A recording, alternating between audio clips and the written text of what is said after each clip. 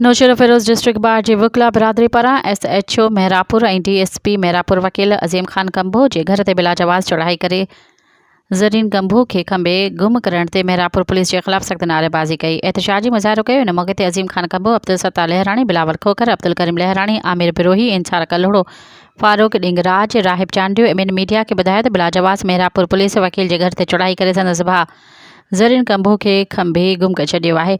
अज़ीम Khan combo वधीक ॿुधायो त अब्दुल रहमान SHO मेहरापुर ऐं DSP मेहरापुर ख़िलाफ़ AB22 ऐं 491 जे दरख़्वास्त दाख़िल कई हुई, जंहिंजो वकील मां हुयसि। उन ते SHO ऐं DSP मेहरापुर मछिड़जी पिया आहिनि ऐं मुंहिंजे घर जे जो दीवार तक़दस पामाल कंदे मुंहिंजे भाउ ज़रीन कंबो खे खंबे गुम करे छॾियो आहे।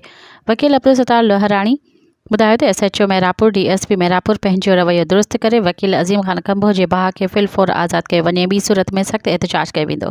मज़ीद ख़बरनि ऐं तफ़सीलात लाइ विज़िट कयो असांजी वेबसाइट www.awamiNewsHD.com ऐं ॾिसंदा रहो अवामी न्यूज़ HD।